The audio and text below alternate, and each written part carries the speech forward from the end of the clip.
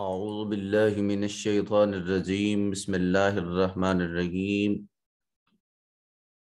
مولا یصلی وسلم دائما ابدا علی حبیبک خیر الخلق کلہم یا رب بالمصطفى بلغ مقاصدنا واغفر لنا ما بدا یا واسع الکرم مولا یصلی وسلم دائما ابدا علی حبیبک خیر الخلق کلہم یا رب بالمصطفى بلغ مقاصدنا واغفر لنا ما مدى یا واسع الکرم اللہم صلی علی سیدنا و مولانا محمد النبی الامی وعلی آلہ و اصحابہ و ازواجہ و ذریاتہ و اہل بیتہ اجمعین۔ اما بعد، اللہ رب العزت کا فضل و کرم جس کی توفیق خاص سے عرفان القرآن کورس کی اس آن لائن کلاس میں تمام احباب حاضر ہیں، اللہ کریم ہم سب کی حاضری اپنی بارگاہ میں قبول اور منظور فرمائے۔ 5ویں پارے کا تیسرا رکوع جاری تھا، جس کا پہلا حصہ ہم نے کل تلاوت کر لیا تھا اور صرف اس کا ترجمہ آخر سے کچھ رہ گیا تھا، تو آج اسی رکوع کو مکمل کرنے کی کوشش کریں گے۔ اصول برکت کے لیے میں 1-2 آیات، چونکہ یہ کل تلاوت ہو چکی تھی اس لیے صرف 1-2 آیات کی تلاوت کا اعزاز حاصل کرتا ہوں اور پھر ہم اپنے گزشتہ سبق کی طرف بڑھ جائیں گے، جہاں آج اس پارے کا ترجمہ جو ہے اس رکوع کا وہ مکمل کرنے کی کوشش کریں گے۔ بسم اللہ الرحمن الرحیم۔ وَمَاذَا عَلَيْهِمْ لَوْ آمَنُوا بِاللَّهِ وَالْيَوْمِ الْآخِرِ وَأَنفَقُوا مِمَّا رَزَقَهُمُ اللَّهُ وَكَانَ اللَّهُ بِهِمْ عَلِيمًا۔ وما الف خالی از حرکت ما قبل مفتوح الف مدہ ہے، ذا الف خالی از حرکت ما قبل مفتوح الف مدہ ہے، علیہم یا ساکن ما قبل مفتوح یا لین، اور یہاں میم ساکن ہے، اس کے بعد نہ با ہے نہ میم ہے، اس میم کو ظاہر کر کے پڑھیں گے اور اس کو اظہار شفوی کا نام دیں گے۔ لو واو ساکن ما قبل مفتوح واو لین ہے، آمنو میں حمزہ کے اوپر جو کھڑی زبر ہے اس کو الف المدیہ الصغیرہ کہیں گے، نو میں واو ساکن ما قبل مضموم واو مدہ ہے۔ باللہ اس میں جلالت کا ما قبل اس سے پہلے والا حرف اس کے نیچے زیر ہے تو اس کو مرقق یعنی بریک پڑھا جائے گا۔ والیوم الآخر، یو واو ساکن ما قبل مفتوح یا واو لین ہے، آخری حمزہ کے اوپر الف المدیہ صغیرہ اور خا کے نیچے خا جو ہے اس کو مفخم ادا کریں گے، یہ حرف مستعلیہ ہے اور را مکسور ہونے کی وجہ سے زیر لگنے کی وجہ سے اس کو بریک ادا کر رہے ہیں۔ انفقو میں نون ساکن کے بعد فا حرف اخفا ہے، اس نون کو اپنے مخرج میں چھپا کر ادا کریں گے۔ قو واو ساکن ما قبل مضموم واو مدہ ہے، میم ما میم مشدد ہے وہ نواجب ہوگا۔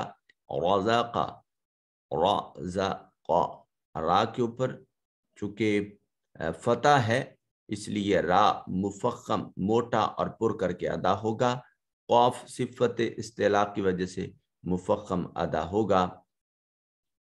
اس میں جلالت کا ما قبل مضموم ہے تو اس لیے اس کو مفخم ادا کریں گے، موٹا اور پر کر کے پڑھیں گے۔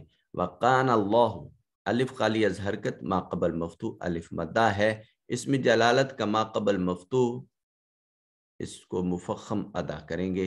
میم ساکن کے بعد نہ با ہے نہ میم ہے، میم کو ظاہر کر کے ادا کریں گے. علیما میں یا ساکن ما قبل مقصور یا مدہ ہے، الف خالی از حرکت ما. یہاں وقف کی صورت میں دو زبروں کی بجائے ایک زبر ادا ہوگا، الف خالی از حرکت ہوگی، ما قبل اس کا مفتوح تو الف کو مدہ بنا دیں. حصول برکت کے لیے یہ 3 آیات آنے والی، ان کی میں تلاوت کر دیتا ہوں، آپ صرف قوانین اپلائی کریں گے.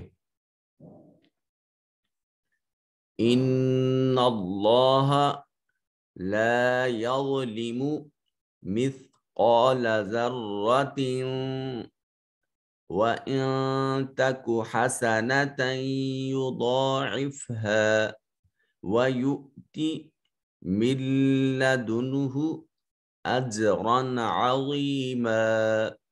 فَكَيْفَ إِذَا جِئْنَا مِن كُلِّ أُمَّةٍ بِشَهِيدٍ وَجِئْنَا بِكَ على هؤلاء شهيدا. يومئذ يود الذين كفروا وعصوا الرسول لو تسوى بهم الأرض ولا يكتمون الله حدیثا. آئیے چلتے ہیں آج کے اس رکوع کے حصت اور ترجمہ کی طرف.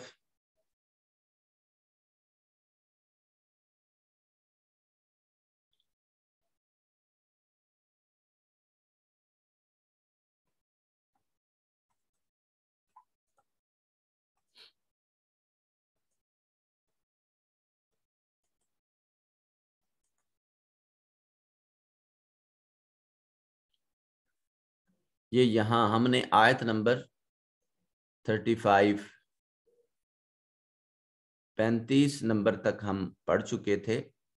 آج ہم آگے پڑھنے کی کوشش کرتے ہیں. جی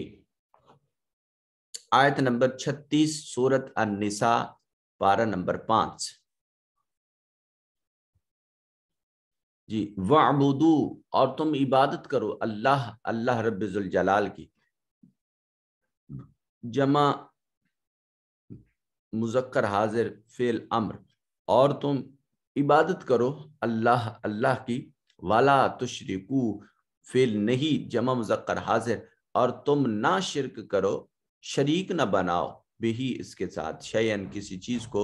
وَبِالْوَالِدَيْنِ إِحْسَانًا اور تم والدین کے ساتھ احسان کرو. وَبِذِي الْقُرْبَى اور تم قریبی رشتہ داروں، والیتامی اور یتیموں، والمساکین اور مساکین، والجار ذی القربى والجار جار کہتے ہیں پڑوسی کو، ہمسایہ، ذی القربى جو آپ کا قریبی ہے، نزدیکی ہے، قربت والا ہے. والجار الجنب اور ایسا ہمسایہ جنب جو پڑوسی ہے آپ کا اجنبی. والصاحب بالجنب اور ہم مجلس شخص. وابن السبیل اور جو مسافر ہو. وما ملکت اور جس کے تم مالک ہو جاؤ. ایمانکم ان غلام یا ان باندیوں کے. ان اللہ بے شک اللہ تعالی لا یحب نہیں محبوب رکھتا، اللہ محبت نہیں فرماتا، پسند نہیں کرتا. من اس شخص کو کانا جو ہو مختالن فخورا جو تکبر کرنے والا ہو اور فخر کرنے والا، خود بین ہو. اس مغرور اور خود بین سے اللہ محبت نہیں کرتا. آیت کریمہ میں معاشرتی احکام بیان کیے گئے۔ اللہ رب ذوالجلال اپنی عبادت کے حکم کے متصل بات شرک سے منع کر رہے ہیں، اور عبادت یعنی اللہ کو معبود ماننا اور اس کے مخالف میں کسی کو شریک نہ ٹھہرانا، اور اس کے متصل بات جس چیز کی بات ہوئی وہ دیکھیے یہاں نماز، روزہ، حج و زکوٰۃ نظام عبادات کی بات نہیں ہوئی، حقوق العباد کا بیان کیا گیا ہے۔ جو معنی مراد یہ ہے کہ وہ نظام عبادت اسی شخص کا قبول ہوگا جو حقوق العباد ادا کرتا ہے، اور یہ حقوق العباد میں سب سے بڑا احسان اور حسن سلوک کے مستحق وہ والدین ہیں، اور یہ بڑا ایمان افروز مقام ہے، اور اس طرح کا جملہ قرآن مجید میں بہت سارے مقامات پر موجود ہے، وَبِالْوَالِدَيْنِ احسانًا، اور والدین کے ساتھ احسان کرو۔ یہاں بڑی لطیف بات اگر میں سمجھا پاؤں کہ اللہ رب ذوالجلال نے عدل کی بات نہیں کی، احسان کی بات کی ہے۔ فرمایا والدین کے ساتھ احسان کرو، یہ نہیں کہا کہ والدین کے ساتھ عدل کرو۔ اب یہ عام عمومی طور پر یہ دو الفاظ اپنی زبان میں ایک ساتھ بول دیتے ہیں، بھائی میاں عدل کیا کرو، احسان کیا کرو۔ عدل کیا ہے اور احسان کیا ہے؟ عدل یا عدل و اعتدال کا لفظ آپ نے سنا ہوگا، درمیانی کیفیت، کسی چیز کو درمیان سے دو حصوں میں تقسیم کر دو، وہ عدل ہے۔ کسی شخص نے آپ کو 100 روپیہ ہیلپ کیا تھا جب آپ پر کوئی مصیبت آئی تھی، اب with the passage of time کچھ دنوں کے بعد اس شخص کو ضرورت پڑی، آپ نے ایک تو جو اس نے قرض دیا تھا وہ دے دیا، اب جب اس کو ضرورت پڑی تو اب آپ نے اس کی ضرورت کو پورا کر دیا، جسٹ اس نے آپ کی ضرورت کو پورا کیا، آپ نے اس کی ضرورت کو پورا کر دیا، یہ عدل ہے۔ یہ کیا ہے؟ عدل۔ اور احسان بخشش کو کہتے ہیں، عطا کو کہتے ہیں، قربت کو کہتے ہیں، زیادہ دینے کو کہتے ہیں۔ تو اللہ پاک عدل کی بات نہیں کر رہا کہ جیسا سلوک آپ سے والدین نے کیا آپ ویسا سلوک ان سے کریں، بلکہ نہیں، فرمایا جس طرح ماں باپ تمہیں پالتے رہے، بڑا کرتے رہے، تم پر اپنی محبتوں کو نچھاور کرتے رہے، اب تم عدل نہیں کرنا، ان سے احسان کرنا ہے، ان کو ان محبتوں سے بڑھ کر واپس لوٹانی ہے۔ احسان یہ تھا کہ اس شخص نے آپ کی ضرورت کو پورا کیا، اب آپ صرف اس کی ضرورت کو پورا کر رہے ہیں، تو یہ عدل ہے۔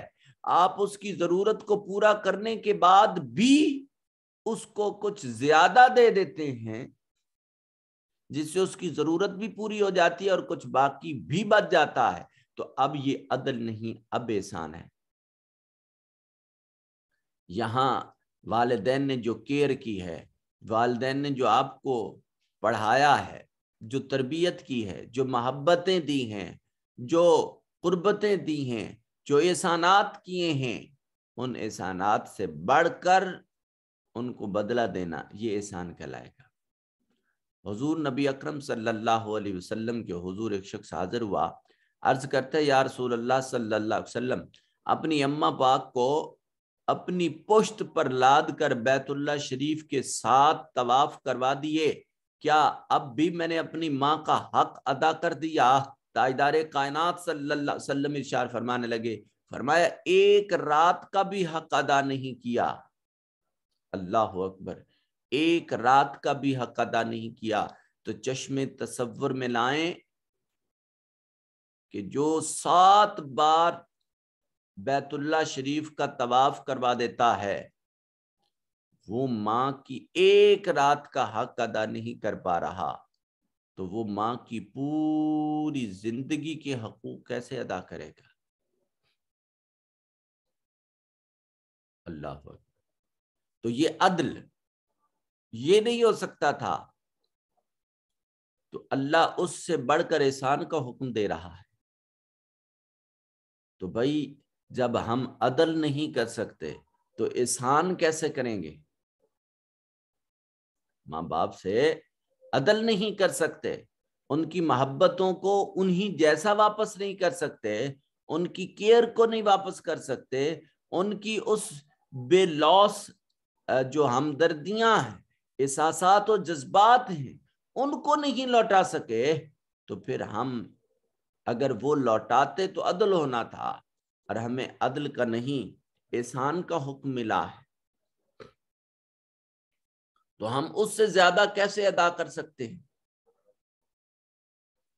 تو قرآن مجید فرقان حمید نے ہمیں ایک بڑی ایمان افروز اور لطیف بات سمجھا دی ہے کہ جب تم کسی فعل سے عاجز آ جاؤ تو اس وقت تم اللہ کے حضور رجوع کرنا، اللہ کی طرف لوٹ جانا، پھر تمہارا وہ حق ادا ہو جائے گا. بڑی ایمان افروز مثال بھی ہے، اس کو ذہنوں میں جگہ دیجئے، اور عقائد کی تشکیک پہ جو گرد پڑ چکی ہے وہ انشاءاللہ دھل جائے گی. دیکھیے قرآن مجید فرقان حمید میں ارشاد ہے، یا ایھا الذین آمنوا صلو علیہ وسلموا تسلیما، صلی اللہ علیہ حبیب سیدنا محمد النبی الامی وعلی آلہ وصحبہ وسلم. اے اہل ایمان، تم بارگاہ رسالت امام صلی اللہ علیہ وسلم میں درود پڑھو اور خوب خوب سلام پڑھو. اب اس اللہ پاک نے ہمیں حکم دیا کہ تم درود پڑھو، درود بھیجو، سلام بھیجو. اب جب بندہ اللہ کا حکم مانتا ہے، اللہ کا کہا مانتا ہے، آپ کوئی بھی درود پاک اٹھا کے دیکھ لیجئے، جب آپ زبانوں کو حرکت دیتے ہیں، تحرک باللسان کے بعد جب زبان سے الفاظ ترتیب پاتے ہیں، ہر درود پاک میں ایک دو الفاظ کامن ہیں، اور وہ یہ کہ اللہم صلی علی محمد صلی اللہ علیہ وسلم. وہ ہمیں حکم دیتا ہے سلو، تم درود پڑھو، بندہ پلٹ کر اسے عرض کرتا ہے صلی علی محمد، اے اللہ تو درود بھیج. عجیب بات ہے، وہ تمہیں حکم دے رہا ہے، تم پلٹ کر اس کو عرض کر رہے ہو پروردگار عالم تو بھیج. اللہ اکبر. ہم سے فعل ادا نہیں ہو رہا، تم فعل ادا کرو. اللہ کے حضور عرض کرتا ہے اے اللہ تو اپنی خاص رحمت سے آقا کریم علیہ التحیۃ و تسلیم کی بارگاہ میں رحمتیں بھیج، درود بھیج.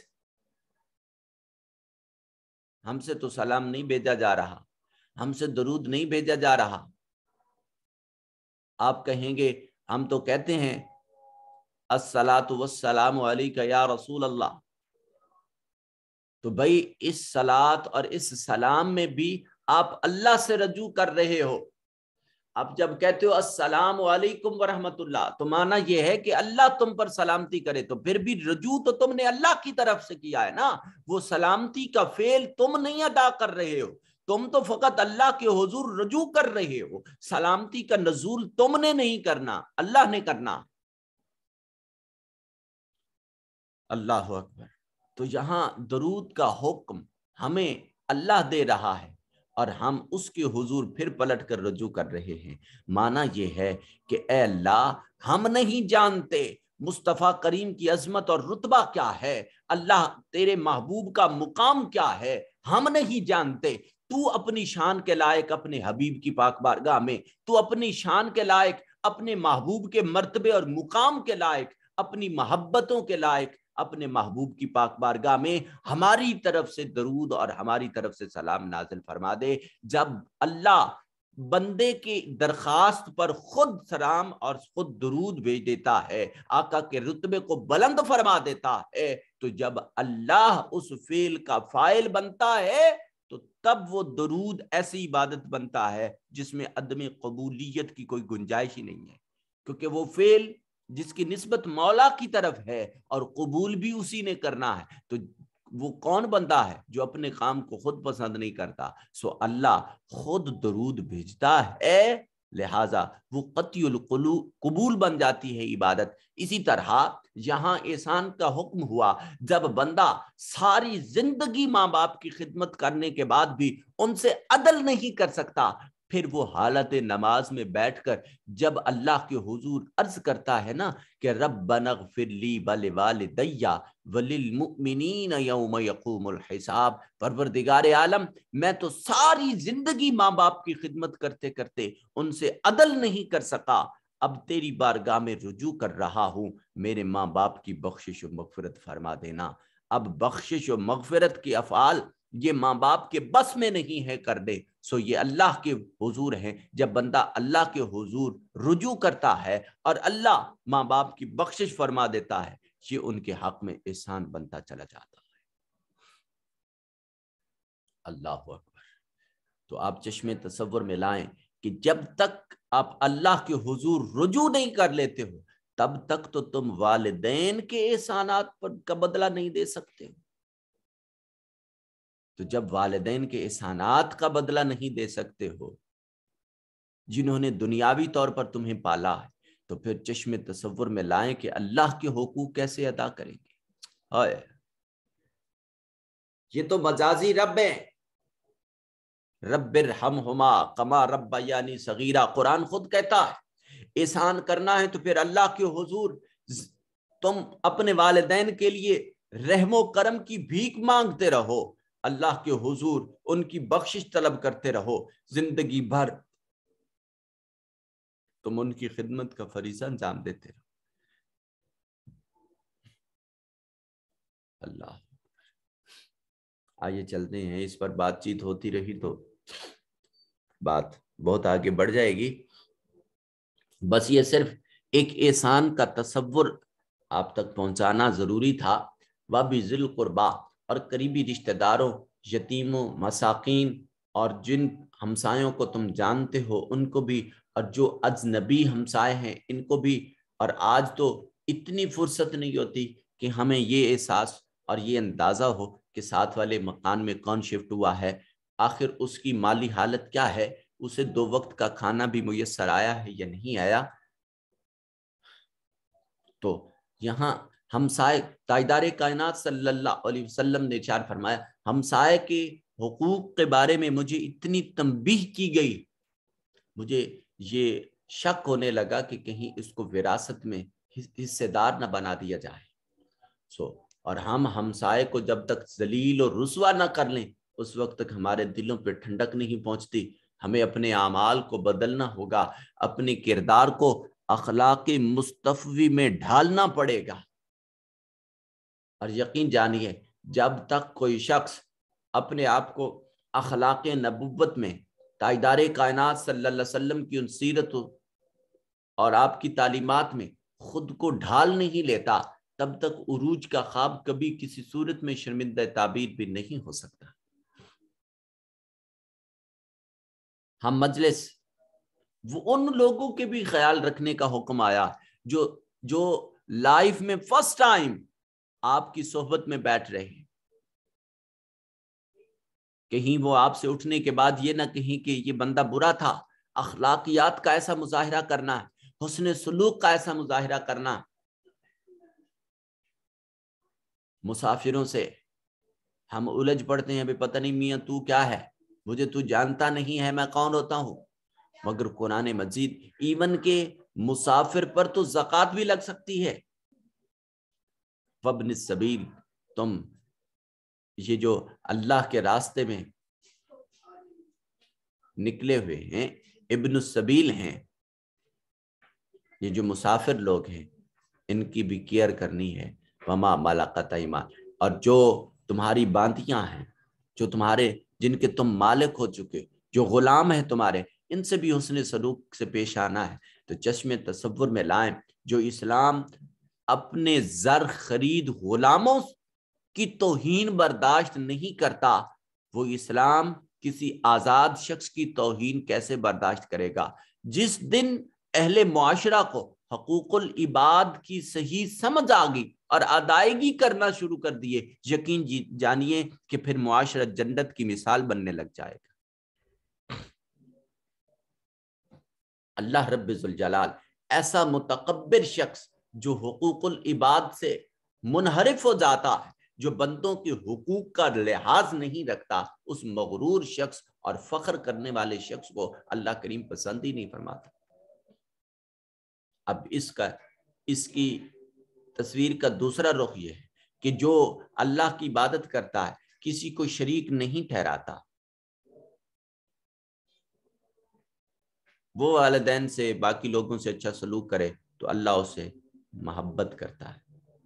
اب یہاں ایک انٹرنیشنل جو اسٹریٹجیز ہیں، جو این جی اوز ہیں، ان کو دیکھ کر آپ کے مائنڈ میں ایک کویسچن جنریٹ ہو رہا ہوگا یقیناً، تو میں 2 لفظوں میں اس کا جواب دے کر آگے بڑھنا چاہتا ہوں کہ آج جو انسانی حقوق کی دعوے دار تنظیمات انٹرنیشنل لیول پہ کام کر رہی ہیں، جن کا اسلام سے دور دور تک کا کوئی تعلق اور واسطہ نہیں ہے، وہ خدا کی وحدانیت پر تیقن نہیں رکھتے، وہ نبی پاک صاحب الاولاق صلی اللہ علیہ وسلم کو نبی آخر الزمان تصور نہیں کرتے۔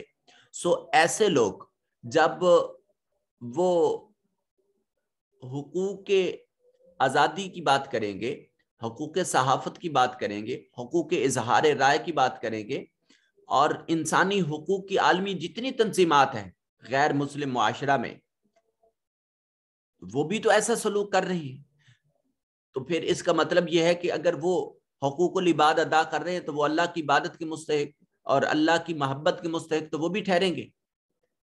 تو اس کا جواب یہ ہے کہ یہ ضرور اللہ کی محبت کے مستحق ٹھہرتا ہے وہ شخص جو حقوق العباد ادا کرتا ہے، مگر یہ حقوق العباد کی ادائیگی سے قبل ایک اور بھی شرط ہے، اور وہ یہ کہ وہ اللہ پر ایمان لائے، اللہ کی عبادت کرتا رہے اور اس کے ساتھ کسی کو شریک نہ ٹھہرائے۔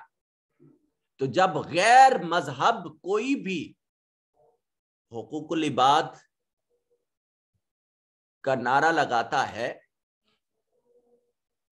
تو اس کا یہ مطلب ہرگز نہیں ہے کہ وہ اللہ کا مقبول ہے، گو وہ اچھا کام کر رہا ہے تو اس کا بدلہ اس کو یہی دنیا میں مل جائے گا، اللہ پر ایمان نہ لانے کی سزا اسے بھگتنا پڑے گی۔ اللہ کی عبادت اور ریاضت کی ادائیگی، کیونکہ ہمارا ایمان اور تیقن یہ ہے کہ وَالْعَاقِبَةُ خَيْرٌ لِّلْمُتَّقِينَ، جو عاقبت ہے وہ صرف پرہیزگاروں کے لیے ہے، آخرت میں اجر و ثواب صرف اسی کے لیے ہے۔ جو کافر کوئی عمل انجام دے دیتا ہے تو اس کا بدلہ اس کو یہی دنیا میں میسر آ جاتا۔ اور پھر ایک بات اسی سوال پر اسلام کی حقانیت کا ایک پہلو یہ ہے کہ وہ عالمی تنظیمات، وہ جو انٹرنیشنل جو این جی اوز کام کر رہی ہیں حقوق العباد پر، تو اس کا مطلب یہ ہے کہ وہ اپنی ساری نفسانی خواہشات کو پورا کر لینے کے بعد اس نتیجے پر پہنچے ہیں کہ جب تک اسلام کے اس رول کو نہیں اپنایا جائے گا کہ تمام انسان ایک دوسرے کے لیے لازم ملزوم ہے، سبھی کے حقوق و فرائض کو ڈیفائن کیا جائے اور ادا کیا جائے، تب تک معاشرہ ترقی نہیں کر سکتا۔ یہ رول اسلام نے 14 صدیاں پہلے عطا کر دیا تھا، جبکہ عالم کفر ابھی بھی سرگرداں ہے اور وہ ایسے رولز تلاش کر رہا ہے، اور یہ مستشرق لوگ جو اسلام کو تنقیدی کریٹیسزم کے لیے ریسرچ کرتے ہیں، وہ اس نتیجے پر پہنچے کہ جب تک معاشرے میں تمام افراد کے حقوق کو منضبط نہیں کیا جائے گا، معاشرہ آگے نہیں بڑھ سکتا۔ تو یہ اسلام کی حقانیت ہے۔ اب جو صاحب اسلام لوگ ہیں ان کو سوچنا چاہیے کہ اگر غیر مذہب لوگ اس اپنے مسائل کا حل مذہب کے سانچے میں ڈھونڈنے کی کوشش کر رہے ہیں تو تم مذہب سے دور کیوں بھاگتے جا رہے ہیں؟ نِلَّذِينَ، جو لوگ یبخلون بخل کرتے ہیں، وَيَأْمُرُونَ النَّاسَ، اور لوگوں کو حکم دیتے ہیں بالبخل، بخل کرنے کا، وَيَكْتُمُونَ، اور وہ چھپاتے ہیں ما آتاہم اللہ، جو اللہ تعالیٰ نے ان کو اپنے فضل سے نعمتوں سے مالا مال کیا ہے، اپنا مال دیا ہے، اپنے فضل کیے ہیں۔ وَأَعْتَدْنَا لِلْكَافِرِينَ عَذَابًا مُهِينًا، اور اللہ تعالیٰ نے کافروں کے لیے ذلت انگیز عذاب تیار کر رکھا ہے۔ بخل کیا ہے؟ اپنی ضرورت کی چیز پر بھی خرچ نہ کرنا اور مال کو بچا کر رکھ لینا، اس کو بخل کہتے ہیں۔ جو خود بخل کرتا ہے دوسروں کو بخل کا حکم دیتا ہے، اور اس نعمت کو، یعنی اللہ نے جو مال کی صورت میں، جو فراوانی اور فراخی کی صورت میں ان پر اپنی نعمتیں نچھاور کی ہیں، اللہ کے اس فضل کی اور اللہ کے اس عطا کو وہ اظہار نہیں کرتا، تعدی سے نعمت نہیں سمجھتا، تو اللہ تعالیٰ ایسے کافر لوگوں کے لیے ذلت انگیز عذاب تیار کر رکھا ہے۔ والذین، اس کے برعکس وہ لوگ، ینفقون، جو خرچ کرتے ہیں، اموالہم، اپنے اموال، رعاء الناس، لوگوں کے دکھاوے کے لیے، ولا یؤمنون باللہ، اور وہ اللہ پر ایمان نہیں رکھتے، ولا بالیوم الاخر، اور آخرت پر بھی یقین نہیں رکھتے، ومن یکن الشیطان، اور پھر اور جو ہو گیا شیطان ان کا قرینن، ساتھی، فسا قرینا، وہ بہت برا ساتھی ہے۔ اور جو لوگ اپنے اموال کو لوگوں کے دکھاوے کے لیے خرچ کرتے ہیں، نہ اللہ پر ایمان رکھتے ہیں اور نہ یوم آخرت پر ایمان رکھتے ہیں، اور شیطان جس کا بھی ساتھی ہو گیا وہ برا ساتھی ہے، یعنی یہ اللہ کے پر ایمان نہ رکھ کر دکھاوے کے لیے مال خرچ کرنا، یہ شیطانی وسوسہ ہے، یہ شیطانی حکم ہے۔ اب اس آیت کو سمجھ لینے کے بعد یہاں یہ جو میں نے جواب دیا تھا کہ این جی اوز بنی ہیں اس جو انسانی حقوق کا علم بلند کرتی ہیں، جب اللہ پر ایمان نہیں لاتے تو اس کا مطلب یہ ہے کہ وہ صرف دکھاوے کے لیے کام کرتے ہیں، ریاکاری کے لیے کام کرتے ہیں، اور ان کا دکھاوا اور ریاکاری یہ شیطانی وسوسے کے سوا اور کچھ نہیں ہے۔ لہٰذا مسلمانوں کو ان سے متاثر ہونے کی ضرورت نہیں ہے، مسلمانوں کو صرف اپنے اللہ اور اس کے رسول صلی اللہ علیہ وسلم کے بتائے ہوئے احکامات میں اپنے مسائل کا حل ڈھونڈنا ہے، ان لوگوں کی طرف دھیان توجہ دینے کی ضرورت نہیں ہے۔ وَمَاذَا عَلَيْهِمْ، اور کیا نقصان ہے، علیہم، ان پر، لو آمنو، اگر ایمان لائیں وہ، باللہ، اللہ پر، والیوم الاخر، اور آخرت کے دن پر، وانفقوا، اور وہ خرچ کریں، مما رزقہم اللہ، جو اللہ نے ان کو رزق عطا فرما دیا، وکان اللہ بہم علیما، اور اللہ تعالیٰ ان کے حال سے خوب واقفیت رکھتا ہے۔ یاد رکھیے، ان اللہ، بے شک اللہ رب ذوالجلال، لا یظلم مثقال ذرہ، اللہ ظلم نہیں فرماتا کسی پر ذرہ برابر بھی، وَإِن تَقُ حَسَنَةٌ، اور اگر کوئی نیکی لے کر آتا ہے، یُضَاعِفْهَا، تو اللہ اس کو دگنا کر دیتا ہے، وَيُؤْتِ مِن لَدُنْهُ، اور اس کو عطا کرتا ہے اپنے پاس سے، اجراً عظیما، بہت بڑا اجر۔ اللہ اکبر، اللہ کا فضل دیکھیے، مولا کی رحمت اور اللہ کی عطا پر جھوم جائیے کہ پروردگار عالم فرما رہے ہیں کوئی ایک نیکی لاتا ہے، اللہ کی رحمت اسے دگنا فرما دیتی ہے۔ وہ اپنے بندے سے اس قدر محبت کرتا ہے کہ میرا محبوب اور میرا مقبول بندہ ہے، مجھ سے محبت کرنے والا میری بارگاہ میں نیکی کا تحفہ لایا ہے، تو میں کیوں نہ اس تحفے کی قدر کروں۔ اللہ کی رحمت اس تحفہ محبت کی قدر کرتی ہے اور اس کو دگنا کر دیتی ہے۔ اور پھر جب قیامت کا روز ہوگا، تاجدار کائنات صلی اللہ علیہ وسلم کی حدیث پاک ہے، ایک شخص گناہ گار، سیاہ کار ہوگا، جب قیامت کا دن اٹھے گا، نیکیاں پہاڑوں کی طرح بڑی بڑی نیکیاں اس کے پیچھے چلیں گی، وہ بندہ گھبرا کر اللہ کے حضور عرض کرے گا، پروردگار عالم، میں نے زندگی بھر اتنی بڑی نیکی نہیں کری تھی، آج اس نیکی کا اجر مجھ سے کیا ملا رہا؟ تو فرمایا کہ ہاں، یہ وہ صدقہ تھا، یہ وہ خیرات تھی، یا ایک حدیث میں آیا کہ تو نیک بخت اولاد چھوڑ کر آیا جو تیرے وصال و وفات کے بعد تیرے لیے بخشش کی دعا کا تحفہ کا اہتمام کیا کرتی تھی۔ یہ انہی دعاؤں، انہی صدقات، انہی خیرات کو اللہ پالتا رہا، جیسے ایک کسان اپنے بچڑے کو پالتا ہے، پھر وہ پورا بیل بن جاتا ہے، اسی طرح وہ تیری نیکی، چھوٹی چھوٹی نیکیاں، صدقہ و خیرات، اللہ کی رحمت ان کی تربیت کرتی رہی، ان کو پالتی رہی، یہاں تک کہ یہ پہاڑوں کی مثل بڑی بڑی نیکیاں آج تمہیں ان کا اجر دیا جا رہا ہے۔ فَقَيْفَ، پس کیسے، اِذَا جِئْنَا، جب ہم لائیں گے، من کل امت بشہید، ہر ایک امت سے گواہ لائیں گے، وجئنا، اور ہم لائیں گے، بکا، اے مصطفیٰ کریم صلی اللہ علیہ وسلم، آپ کی ذات اقدس کو، علا، پر، ہاؤلاء، سب لوگوں پر، اس میں اشارہ جمع کے لیے ہے،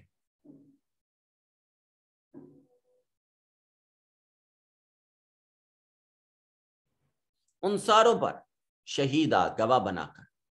پھر اس دن کیا حال ہوگا جب ہم ہر امت میں سے ایک گواہ لائیں گے، اور اے حبیب مکرم ہم آپ کو ان سب پر گواہ لائیں گے۔ کن پر؟ پہلی امتوں پر بھی اور اس امت پر بھی گواہ بن کر تاجدار کائنات صلی اللہ علیہ وسلم تشریف لائیں گے۔ اس کا مطلب یہ ہے گواہی وہ شخص دے سکتا ہے جس نے اپنی آنکھوں سے مشاہدہ کیا ہو۔ تو آقا کریم علیہ السلام کی آنکھوں کے سامنے ہمارا کوئی عمل پوشیدہ نہیں ہے، تو جب پوشیدہ نہیں تو اعمال وہ کریں جس کو آپ یہ چاہتے ہوں کہ نبی پاک صلی اللہ علیہ وسلم کی نگاہوں کے سامنے یہ عمل کرنے والا اچھا ہے۔ کوئی شخص کسی دوسرے شخص کو دیکھ کر برا عمل نہیں کرتا، تو پھر رسول کو دیکھ کر تم جو اعمال رسول کی بارگاہ میں پیش ہوتے ہیں پھر برا عمل کیوں کرتے ہیں؟ اس پر ذرا غور کیجئے گا۔